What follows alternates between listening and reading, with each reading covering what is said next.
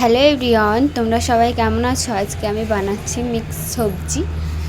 মানে আমি কী কেটেছি তোমরা দেখে নাও। আমি এই ক্লিপটা নিতে ভুলে গিয়েছি। তো দেখো, আমি এবার কড়াইয়ের মধ্যে তেল নিয়ে নেব। তারপর দারচিনি, একটা তেজপাতা, দুটো এলাচ আর সামান্য পরিমাণ জিরে দিয়ে নাড়িয়ে নেব। কুচনো পেঁয়াজ দিয়ে দেব। তারপর ওটাকেও নাড়িয়ে নেব। তারপর আমি পেস্ট করার জন্য টমেটো আর কয়েকটা কাজু বাদাম দিয়ে পেস্ট বানিয়ে নেব। ওটাকে দিয়ে আমি ভালো করে নাড়িয়ে নেব। নাড়ানো হয়ে গেলে এর মধ্যে আমি এবার অ্যাড করব হলুদ, কাশ্মীরি লঙ্কার গুঁড়ো, জিরে গুঁড়ো আর সামান্য পরিমাণ লবণ। তো এটা আমি নাড়িয়ে ঢাকনা দিয়ে দেব যতক্ষণ আমার মশলার মধ্যে তেল ছেড়ে আসছে আর কি। দেখো গাইস, মশলার মধ্যে তেল ছেড়ে দিয়েছে, মানে আমার মশলাটা কষানো হয়ে গিয়েছে। এবার আমি সবজিগুলো ঢেলে দেব।